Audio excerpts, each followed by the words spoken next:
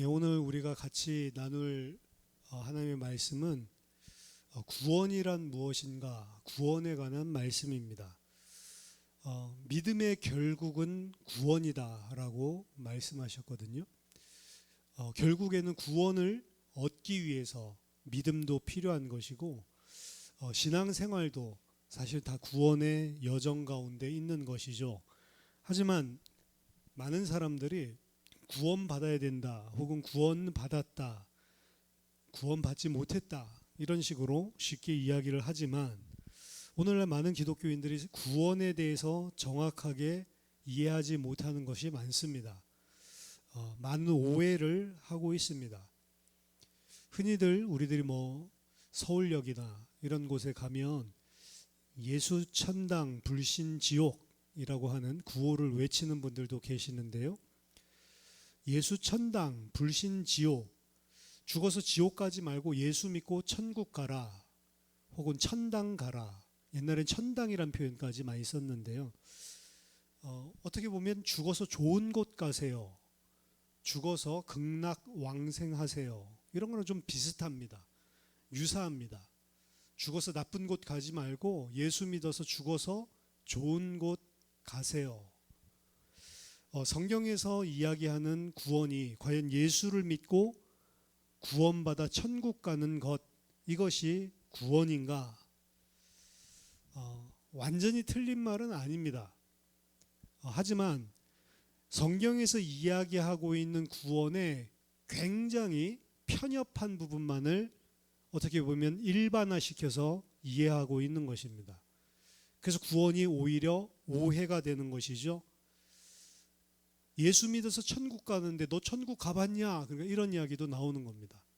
가보지도 않았으면서 죽었는데 천국이 있는지 지옥이 있는지 어떻게 아냐? 이런 반문도 할 수 있는 거죠. 그리고 실제로 죽어서 천국 가봤다, 이런 사람들, 간혹가다 그런 간증하는 사람도 있습니다만 일반적인 경험 아니죠. 그리고 그들의 증언도 사실 믿을만 하지 못하죠. 과연 예수를 믿어서 구원받는다라고 하는 게 무슨 개념인지 오늘 좀 자세하게 우리들 알아보도록 하겠습니다.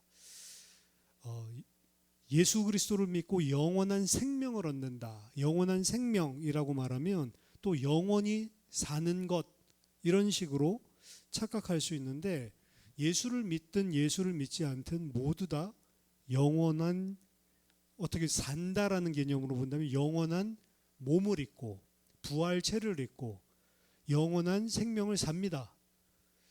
문제는 생명의 심판, 생명의 부활로 일어날 것이냐, 아니면 영원히 심판받는 심판의 부활로 일어날 것이냐. 인간은 영적인 존재고 영원히 존재하는, 소멸하는 존재가 아닙니다. 영원히 존재하는 존재인데, 마지막 때에 하나님께서 모든 죽은 자들을 다 부활체로 일으키셔서 하나님의 심판 앞에 나오게 하는데, 그때에 영원히 하나님께 형벌받는 심판받을 부활의 몸으로 일어날 것이냐, 아니면 영원한 생명을 얻을, 어떻게 보면 생명의 부활로 일어날 거냐, 이 두 가지가 갈릴 뿐이죠. 그래서 영원한 생명을 얻는다라고 하는 것은 영원히 죽지 않고 오래 산다라고 하는 그런 개념과도 다른 것입니다. 그런 영생에 대한 오해도 그냥 이제 죽지 않고 아프지도 않고 오래 산다, 이렇게 개념을 가지고 있는 것 또한 구원에 대한 이해가 너무나 얕기 때문에 착각하는 것이죠. 그래서 믿음의 결국은 구원이기 때문에, 그럼 구원, 믿음의 종착점, 믿음의 목표점이 구원인데 그 구원이 무엇이냐 정확하게 아는 것이 너무나 중요합니다. 요한복음 3장 16절에 보니까 하나님이 세상을 이처럼 사랑하사 독생자를 주셨으니 이는 그를 믿는 자마다 멸망하지 않고 영생을 얻게 하려 하심이라. 멸망당할 수밖에 없는 상태에 빠져 있는 자를 구원해서 멸망하지 않고 영원한 생명, 영생을 얻게 하는 것이 구원이다. 짧게는 이렇게 설명을 합니다. 그러면 여기서 이야기하는 멸망받은 상태, 죽음에 이르는 상태, 죽음의 상태, 그 다음에 그 구원받아서 영원한 생명, 영생을 가진 상태, 그 두 가지가 무엇인지를 명확하게 알아야 되겠죠. 에베소서 2장 1절을 보니까 죄와 허물로 죽었던 너희를 살리셨도다. 성경에서는 모든 인간을 죽었다라고 이야기하고 있습니다. 이게 바로 멸망 상태고 구원받지 아니하면 안 되는 상태에 빠져 있는 것이죠. 그러면 이 죽은 상태, 멸망의 상태는 어떤 상태를 이야기하는 건가? 성경에서 이야기하는 죽은 상태란 육신적인 목숨이 없는 상태가 아니고 육신으로는 살아있어요. 살아있음에도 불구하고 하나님과의 관계가 끊어져 있는 상태를 죽은 상태, 멸망의 상태라고 이야기를 합니다. 반대로 하나님과의 관계가 회복되고 하나님과의 관계가 온전한 상태를 보고 생명의 상태라고 이야기를 합니다. 그것이 영원히 가면 영원한 생명을 얻은 거죠. 하나님과의 관계가 온전히 회복돼서 영원히 그 상태가 지속된다면 그것을 보고 영원한 생명을 얻은 상태, 하나님과의 관계가 단절돼서 끊어져 있는 상태, 그 상태를 죽음의 상태라고 이야기를 하는 겁니다. 그래서 하나님과의 관계가 중요한 거예요. 하나님과의 관계가 문제인 거죠. 그럼 하나님과의 관계가 끊어져서 죄와 허물로 죽은 상태에 있는 사람은 어떻게 살아가는가? 하나님을 일단 모릅니다. 그래서 나면서부터 죄인이다라고 하는 건 나면서부터 우리 하나님을 모르는 무지의 상태에서 태어나기 때문에 그렇습니다. 창조주 하나님을 모르니까 사실은 구원받지 못한 모든 사람들도 하나님이 베풀어 주시는 햇빛과 비와 공기와 모든 것들을 통해서 인생 자체가 존재하는 거거든요. 하나님이 일반 은총을 베풀어 주신다라고 이야기를 하는데 구원받지 않은 자에게도 육신적으로 살 수 있는 모든 생명을 하나님께서 은혜로 허락해 주시는 겁니다. 하지만 하나님을 모르기 때문에 그 하나님께 감사할 수도 없는 거고 그 하나님을 의존하지도 않는 거고 이 사람은 자기 자신이 자기 자신의 힘과 능력으로 살아간다라고 착각하게 돼 있어요. 그래서 자기 자신이 이룬 것이지 하나님이 배경적으로 다 베풀어 주셔서 된 거를 왜 하나님과 끊어져 있는 죽은 상태니까 하나님을 모르는 상태니까 모르기 때문에 하나님께 돌려야 될 영광을 다 자기 자신에게 돌리고 하나님의 뜻에 순종할 수가 없는 거죠. 내 뜻대로 살아가는 거죠. 즉 하나님의 자리에 앉아서 살아가는 것입니다. 로마서 1장 21절 보니까 하나님이 계신다는 사실을 알아도 하나님으로 하여금 영화롭게 하지도 아니하고 하나님께 감사하지도 아니하면서 산다. 왜냐하면 정확하게 성경에서 이야기하는 하나님 몰라도 뭔가 신이 있나 보다 이런 생각하는 사람들 존재하거든요. 하지만 그 참 하나님을 모르기 때문에 감사할 줄도 모르고 영화를 돌리지도 않는다는 거죠. 그저 이 세상을 하나님을 모르기 때문에 하나님 없는 육신과 세상적인 가치로 살 수밖에 없는 상태, 그 상태가 죄와 허물로 죽은 상태입니다. 그래서 에베소서 2장 2절 3절 그 죄와 허물로 죽어 있을 때 그때 너희가 어떻게 살았냐? 그때에 너희는 그 가운데서 행하여 이 세상 풍조를 따르고 공중의 권세 잡은 자를 따랐으니 곧 지금 불순종의 아들들 가운데서 역사하는 영이라. 전에는 우리도 다 그 가운데서 우리의 육체의 욕심을 따라 지내며 육체와 마음에 원하는 것을 하여 다른 이들과 같이 본질상 진노의 자녀였으니 본질상 하나님의 진노를 받을 수밖에 없는 죄 가운데 살아가고 있는데 그 죄 가운데 살아가는 방식을 뭐라고 이야기하냐면 이 세상의 풍조를 따른다. 세상의 문화를 이야기하는 것이 아니고요. 정확하게 세상의 방식을 따라 살아간다. 그럼 이 세상의 방식이 뭡니까? 자기 욕심을 그리고 자기가 필요한 것을 얻어내기 위해서 공부를 잘해야지. 이것도 세상의 방식인 거죠. 남자가 힘이 있어야지. 운동을 열심히 해야지. 남자가 키가 커야지, 여자가 아름다워야지, 이런 것들도 다 세상이 정해놓은 살아가는 방식이죠. 우리는 나쁜 짓을 하면 하나님 모르니까 죄 짓는다, 역시 멸망, 이렇게 생각하지만 성경에서 나쁜 짓을 한다라고 하는 것은 진짜로 윤리도덕적으로 악한 일을 하는 것도 나쁘다라고 이야기를 하지만, 그런 윤리도덕적인 범죄를 하지 않고도 내가 하나님 모르는 상태에서 세상의 방식을 따라 세상 것을 추구하고 붙들고 열심히 살아가는 것 또한 내 욕심을 행하는 것이고 내 욕정대로 사는 것이고 하나님 앞에 진노받을 수밖에 없는 상태다라고 이야기하는 것입니다. 예수님께서 노아의 홍수 때를 이야기하면서, 물론 이거는 불시에 오신 그 하나님의 심판을 이야기하는 것이지만, 어떻게 묘사했냐면 악하게 사는 모습을 묘사한 것이 아니라 그때에 홍수 내릴 때에도 그 날 때까지, 그 심판 때까지 사람들은 시집가고 장가가고 사업하고 논에 밭에 나가서 일하고 자기들의 경제 생활, 이 세상에서 삶을 영위하기 위한 가장 어떻게 보면 정상적인 세상 사람들의 방식대로 살았다는 거죠. 하나님만 모른 채로 자기 육체의 욕심과 이 세상의 가치 기준을 가지고 열심히 살아가는데, 그것 또한 하나님을 모르고 그것을 의존하여 하나님 힘삼아 살아간다면 그게 우상이 되는 것이죠.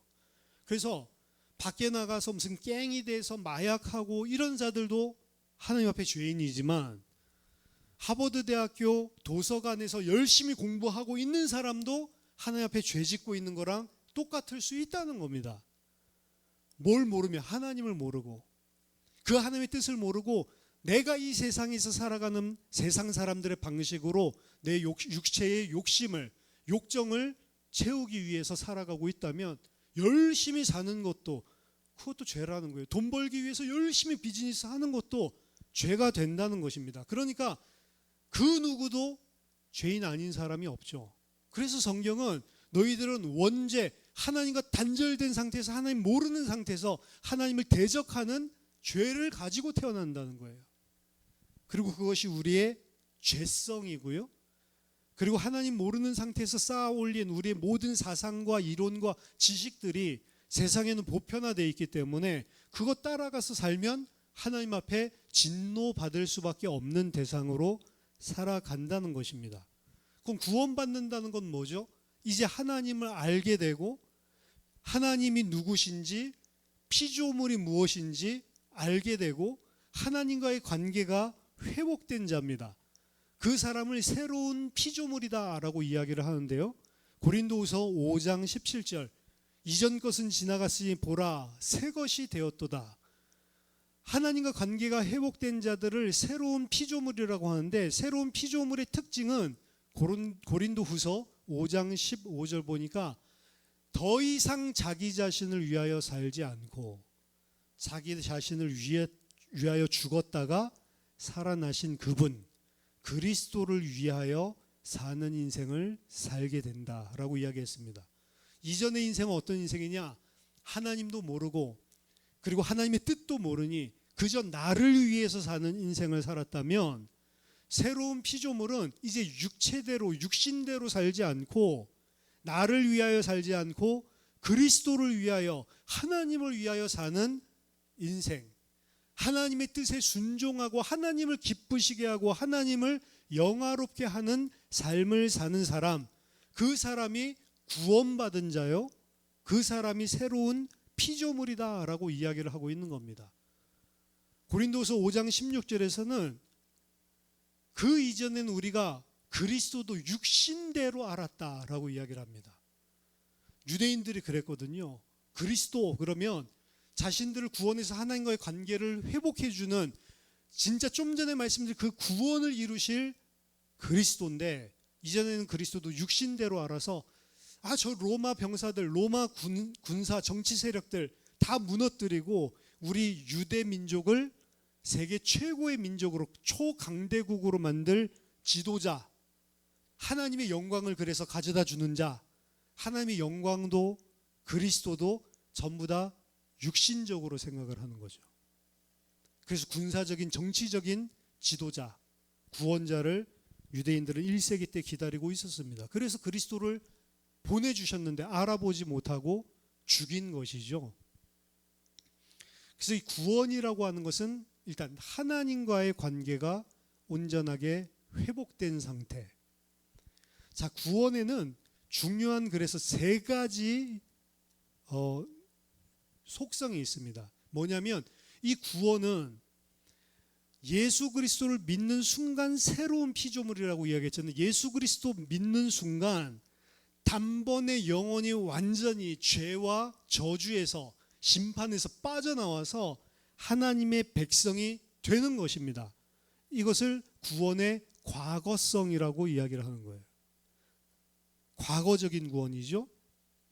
요한일서 5장 13절 보니까 내가 하나님의 아들의 이름을 믿는 너희에게 이것을 쓰는 것은, 이 편지를 쓰는 것은 너희로 하여금 너희에게 영생이 있음을 알게 하려 함이라. 요한이 지금 편지를 쓰는데 그 편지를 받는 교회 공동체가 이미 너희들 안에 영생이 있음을 알게 하기 위해서 내가 이 편지를 쓴다라고 이야기를 하는 거죠. 요한복음 5장 24절에서도 진실로 진실로 내가 너에게 이르노니 내 말을 듣고 또 나 보내신 이를 믿는 자는, 예수님의 말씀입니다, 영생을 얻었고 심판에 이르지 아니하나니 사망에서 생명으로 옮겼느니라. 믿는 순간 사망에서 생명으로 옮겨오는 것입니다. 에베소서 2장 5절 6절에서도 보면 허물로 죽은 우리를 그리스도와 함께 살리셨고 또 함께 일으키사 그리스도 예수 안에서 함께 하늘에 앉히셨으니, 이미 우리를 하나님과 함께 그리스도와 함께 보좌 위에 앉히셨다라고 확정적으로 이야기를 합니다. 그래서 너희들이 예수 믿는 순간 사망에서 빠져나와서 생명 얻었다, 구원받았다라는 증거로 성령으로 인치셨다, 성령으로 보증 삼아 주셨다라고 성경은 이야기합니다. 에베소서 1장 13절 14절 그 안에서 너희도 진리의 말씀 곧 너희의 구원의 복음을 듣고 그 안에서 또한 믿어 약속의 성령으로 인치심을 받았으니 이는 우리 기업의 보증이 되사 그 얻으신 것을 속량하시고 그의 영광을 찬송하게 하려 함이라. 그래서 구원이라고 하는 것은 과거에 내가 예수를 믿는 순간 확정된 것이고 보증된 것이고 그 보증이 바로 성령을 우리에게 주신 것이다 라고 이야기를 합니다. 이 구원은 절대로 변개되지 않습니다. 이걸 기억해야 됩니다. 구원 받았는데도 불구하고 우리가 계속해서 같은 범죄를 하고 죄 때문에 넘어지면 그 구원이 취소될 수 있는가? 그렇지 않습니다. 구원은 단번에 영원히 완전히 받는 거이기 때문에 변하지 않는다는 거죠. 하지만 중요한 것은 여기 단서입니다. 구원을 정말 받았다면, 그러면 취소되지 않는 것입니다. 구원을 진짜 받은 게 맞다면 그 구원은 확증된 것이고 영원한 보증으로 성령을 주신 것이기 때문에 변개치 않는다는 것입니다. 중요한 것은 구원 받았냐 안 받았냐죠. 어떤 사람은 구원 받은 줄 알았는데 나중에 보니까 안 받은 것 같이 완전히 평생을 살다가 죽는 사람도 있거든요. 그럼 이거 구원이 그래도 옛날에 교회 다니면서 예수 믿었으니까 구원 받았냐? 잘은 모르지만 죽을 때까지 그냥 뭐 잠깐 한 1년, 3년, 5년 그렇게 예수 믿는 것 같이 살다가 전혀 평생을 예수랑 상관없이, 하나님과 상관없이 살다가 그냥 죽었다? 우리는 하나님이 아니기 때문에 구원을 명확하게 말할 수는 없어요. 그렇지만 그 이전에 구원 안 받았을 가능성이 있다는 것입니다. 진짜 구원을 받았던 구원은 취소되는 법이 없어요. 근데 진짜 구원 받은 거는 어떻게 알 수 있냐? 그건 구원의 현재성, 오늘을 보고 알 수 있는 것입니다. 구원은 단번에 영원히 주어졌지만 문제는 우리에게는 여전히 이 땅에 있는 동안 죄성이 남아 있어요. 그렇기 때문에 하나님의 백성을, 구원받은 하나님의 백성을 하나님이 곧바로 하나님의 나라로 불러가시는 것이 아니고 이 땅에 사는 동안 하나님을 아는 존재로, 하나님을 진짜로 깨닫고 그 하나님의 백성답게 살 수 있도록 이 땅에서 구원을 이루어 가십니다. 그게 하나님의 구원받은 하나님의 백성을 이 땅에서 양육시키는 기간, 광야교회라고도 성경에서 이야기를 하는 그 기간이죠. 구원받은 자가 이 땅에 살아가는 그 삶의 기간, 평생을 이야기합니다. 그 시간 동안 하나님께서 무엇을 하시냐? 구원받은 자에게 진짜 구원을 완성시키기 위해서, 우리는 이미 주어졌지만 완성된 구원은 아직 아니거든요. 그 완성된 구원을 주시기 위해서 우리를 양육해 가십니다. 그게 바로 구원의 현재성이에요. 그래서 베드로전서 2장 2절에 구원받은 자들을 갓난아이에 비유를 하거든요. 베드로가 갓난아이들 같이 너희는 순전하고 신령한 젖, 말씀이죠. 신령한 젖을 사모하라. 이는 이로 말미암아 너희가 구원에 이르도록 자라가게 하려 함이라. 아니, 구원 받았는데 새 피조물인데 근데 너희는 아직 갓난아기다. 어떻게 해야 되냐? 구원에서 자라가야 된다.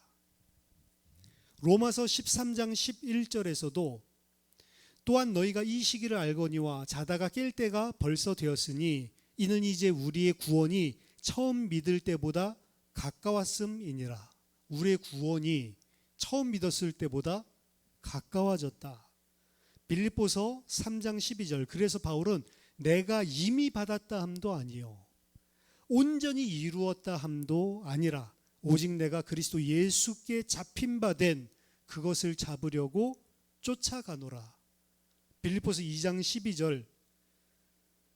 나의 사랑하는 자들아, 너희가 나 있을 때뿐 아니라 더욱 지금 나 없을 때에도 항상 복종하여 두렵고 떨림으로 너희의 구원을 이루라 라고 이야기를 합니다. 즉 하나님의 백성이 진짜로 예수 그리스도를 믿고 새로운 피조물로 거듭나고 구원받고 영원한 생명을 보장받았다면, 성령이 그들 안에 진짜로 임하셨다면 그들은 이 땅 살아가는 동안 구원을 이루어가는 삶을 살게 돼 있는 겁니다.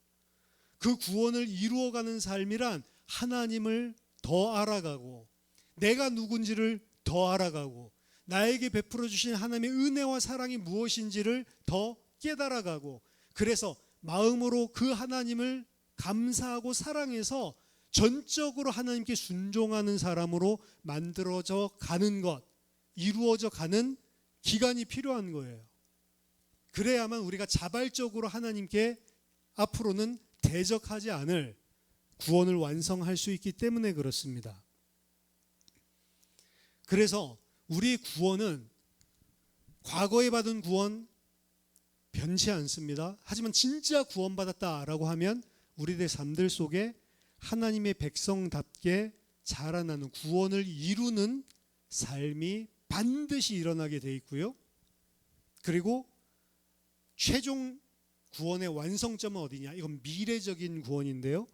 마지막 종말 때 주님께서 우리에게 허락하실 완성된 구원이 있습니다. 마태복음 24장 13절에 그래서 인내를 강조하지 끝까지 견디는 자는 구원을 얻으리라. 디모데후서 4장 18절 주께서 나를 모든 악한 일에서 건져내시고 그의 천국에 들어가시도록 구원하시리니. 데살로니가전서 5장 23절에서도 평강의 하나님이 친히 너희로 온전히 거룩하게 하시고 또 너희 온 영과 혼과 몸이 우리 주 예수 그리스도의 강림하실 때에 흠 없게 보존되기를 원하노라. 베드로후서 3장 18절에서는 오직 우리 주 곧 구주 예수 그리스도의 은혜와 그를 아는 지식에서 자라가라. 온전하게 이룰 날이 있습니다. 신학적으로 본다면 구원받지 못한 상태는 죄를 지을 수밖에 없는 상태, 그렇기 때문에 지옥의 심판받을 수밖에 없는 상태, 죽을 수밖에 없는 상태가 바로 구원받지 못한 상태고요. 구원을 받은 우리는 어떤 상태이냐?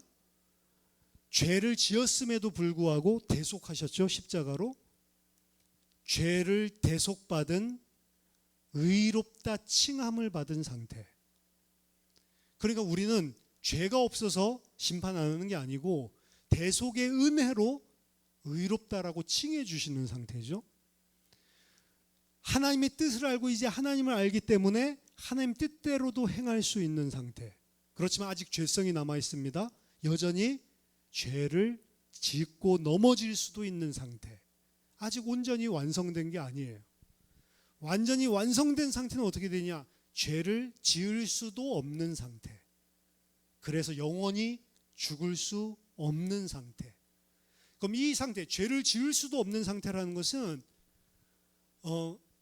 우리 자신이 아예 죄를 지을 능력 자체를 상실한다는 것인데, 그게 로봇처럼 되는 게 아니고요, 내 자발적으로 그렇게 된다는 겁니다.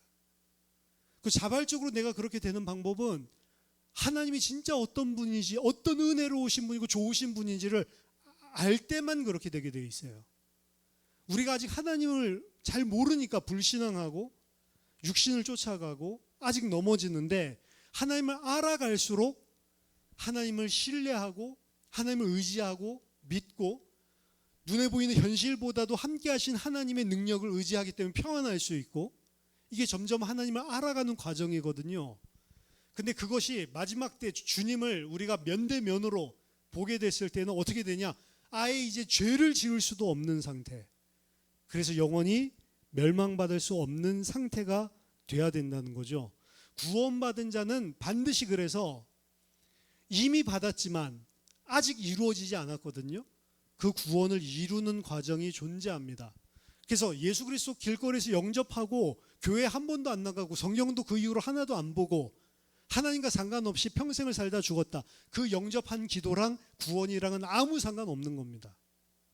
나 그때 영접 기도했는데요. 영접 기도했지. 예수님 믿고 새로운 피조물이 된 게 아니란 말이죠. 새로운 피조물이 됐다면 뭐가 있다고요? 현재적인 구원의 과정이 반드시 삶에 평생을 걸쳐서 나타나야 된다고. 그게 예배 드리는 것, 말씀을 통해 하나님 알아가는 것, 기도를 통해 하나님 경험하는 것, 하나님 앞에 순종할 줄 아는 것, 하나님을 위해서 심지어 내 육신적인 좋은 것도 내려놓고 희생하고 주를 섬기는 것, 이런 것들이 삶들 속에 점점 자라나가는 거죠. 그게 하나도 없는데, 나 예수 영접했잖아요. 그 영접 기도는 구원과 아무 상관없는, 그냥 입으로 말한 한마디 말밖에 되지 않는 것입니다. 그래서 아까 전에 진짜로 구원받았다면 그 구원은 취소되는 법이 없다. 유다서가 짧으니까요, 유다서를 읽어보시기 바랍니다. 유다서에서는 가만히 들어온 이단들 때문에 사실은 편지를 쓰고 있는데, 그들은 옛적부터 판결받기로 이미 하나님께서 작정하신 자들이다. 그들이 너희에게 한 번에 단번에 주신 이 구원을 흐트려 놓고 있다. 어떻게 흐트려 놓고 있냐면, 우리 구원받았으니까 이제 어떻게 살아도 죄 용서 받았으니까 괜찮네. 구원은 변치 않는다. 한 번 구원받은 것은 단번에 영원히 온전히 주어진 것이다. 이걸 빌미 삼아서, 그럼 구원받았으니까 이제 보증받았으니까 죄 지어도 다시 지옥 가는 일이 없네. 그러니까 마음껏 죄 짓자. 방종으로 빠진 무리들입니다. 그들은 어떤 사람들이냐? 그리스도께서 은혜로 주신 구원을 방탕한 것으로 변질시킨 자들이다. 방탕한 것, 영어 성경에는 더 잘 나왔어요. 죄를 지을 수 있는 라이센스로 변질시킨 자들이다. 죄를 마음껏 지을 수 있다. 왜? 죄 지어도 다 용서해 줬으니까. 그렇게 해서 어떻게 해요? 단번에 받은 이 구원의 도를 어떻게 보면 희미하게 만드는 거, 흔들어 버리는 거죠. 진짜로 단번에 구원받은 사람은 절대로 이렇게 방탕하는, 방종으로 빠지는 구원파식의 구원을 이야기하지 않게 되어 있습니다. 뭐가 나타나냐면 현재의 구원을 이루어가는 삶이 나타나게 되어 있는 거죠. 그리고 주님께서는 우리를 죄를 지을 수도 없고 이 영원한 생명을 그래서 빼앗길 수도 없는 그러한 상태로 우리의 구원을 이루고 계십니다. 빌립보서 1장 6절, 너희 안에 착한 일을 시작하신 이가 그리스도 예수의 날까지 이루실 줄을 우리는 확신하노라. 구원의 과거, 현재, 미래 정확하게 이해하고 오늘도 주의 말씀에 힘입어서 구원을 힘차게 이루어가는 저와 여러분 되시기를 예수 그리스도 이름으로 축원합니다. 기도하겠습니다. 하나님 아버지, 은혜를 감사드립니다. 우리로 바른 진리의 지식을 알게 하시고 구원을 깨닫게 하셔서 하나님 이 땅 사는 동안 온전히 장성한 자로 구원을 이루어갈 수 있는 믿음의 사람 다 되게 하여 주시옵소서. 예수 그리스도 이름으로 기도하옵나이다. 아멘.